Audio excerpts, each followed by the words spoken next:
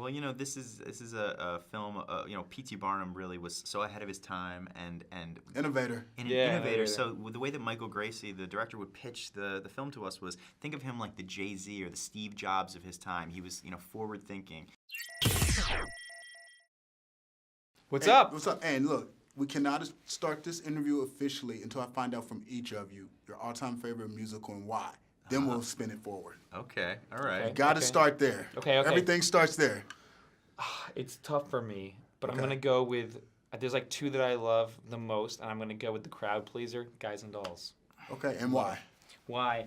Why? I just think it's like the most perfectly classic musical. It's like really clever songwriting, really sophisticated songwriting, but it's also kind of a really simple story. And so I love that it's like so sophisticated and so witty, and yet it's like about these gambler dudes, and like that's the vibe. I love that musical. Appreciate it. What about you? Recently I actually just rewatched the film version of West Side Story, and I was getting into it all over again, especially having worked on The Greatest Showman. So yeah, getting that vibe. And like, who doesn't love the sound of music too?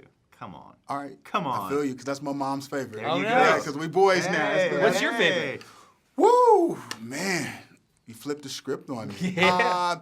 The very first Broadway musical I ever saw was Dreamgirls. So I'm going with that. Come So on. Because that's the childhood Yeah, memory. that was Yeah. such a great Oh, production. This is incredible. Oh, I definitely. got to work in this industry That's some so kind cool. of way. Yeah, so that's why I'm absolutely. sitting here. That's awesome. That's Yeah, awesome. That's a but great no, story. tell me about your story, because like you guys had to prove yourself as unknowns, and now you're known for a little film called La La Land. But in reality, you worked on this one before that. Yeah, we started working on this in 2013, and Michael Gracie, the director, he actually we definitely weren't known at all, and Michael Gracie, the director, had to lie to the people at Fox Films to get them to give us a you a shot shot. at writing. Give you a He was shot. like, yeah, they just won the Tony Award for their musical James and the Giant Peach, and there's no part of that sentence that's true. There was never a production of James and the Giant Peach that was on Broadway. We didn't win a Tony Award for it, certainly. So, but look, that was But a little it's- showbiz. That was it's- a little Barnum. You know what I mean? That's the Exactly. greatest elevator pitch ever, though. Yeah, It- totally. it, I mean? worked. Yeah, yeah. So what's the motivation to create music for this film? It is based on the circus. It's a musical. It's energetic. What's the starting point? Well, this is a film.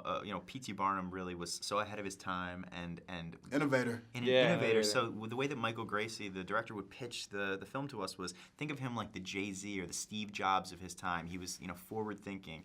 So and he also really advocated to live life with vitality and color and celebrated magic and wonder. And so to get to write a score that's full of joy. So you just plucked all those elements and it's like, hey, Yeah. we're going to throw these notes down on paper Yeah, and just yeah, take it from there. I guess so. What was the most challenging song you had to do for the film? Challenging song, well, I guess a song that we rewrote. There were two versions of it, and we ended up with a version of a song called "This Is Me," which is sung by Kay Settle in the movie "The Bearded Lady."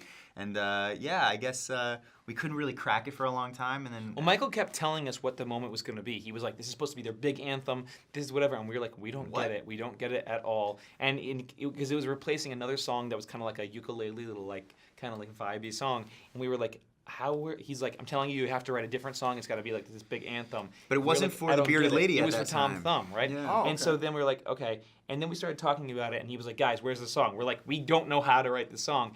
And then finally we talked about it, and we were like, could it be the Bearded Lady? And he was like, I'm open to that. Well, let's discuss. And we were like, if it can be her, then we can write an anthem for her, and that could be what you're looking for, I think. because And so anybody we're who like, sings like Kay Settle and has a big voice like that, it becomes so much easier to figure out what to write for when you know that an actor can just stand knock there it and out of the deliver park. number. Yeah. Well, I just want to say congratulations. Thanks for Thank making my life brighter. 'Cause you Oh, guys, that's you guys awesome. kill it, Thanks, man. I love Thank it. you.